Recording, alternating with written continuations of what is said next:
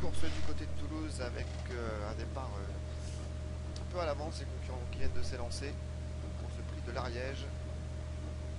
On va se diriger vers le premier virage.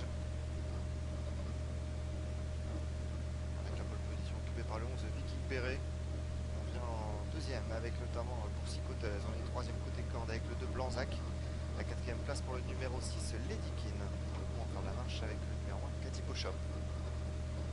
Avec la tête toujours pour le numéro 11 Viking Beret. Deuxième place pour Boursi Côteuse. On reste troisième côté corde avec Blanzac. Enfin si on toupe avec Ladykin le numéro 6. On tente également de venir plutôt côté corde avec le numéro 7 Blue 4 pour aborder le tournant final. La pole position toujours occupée par Viking Beret, numéro 11, avec dans son sillage le numéro 2 Blanzac.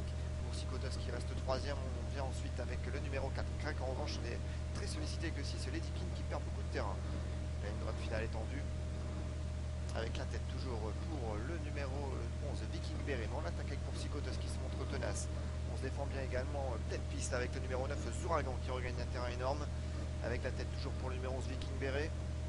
Zouragan qui termine fort plutôt côté corde. On vient également avec concurrente qui s'infiltre, c'est semble-t-il le numéro 8 Silent Victory, avec le numéro 11 Viking Beret qui file au poteau. Silent Victory va prendre la deuxième place. La troisième place est très disputée, mais on va résister côté corde avec le numéro, avec Zouragan, le numéro 9.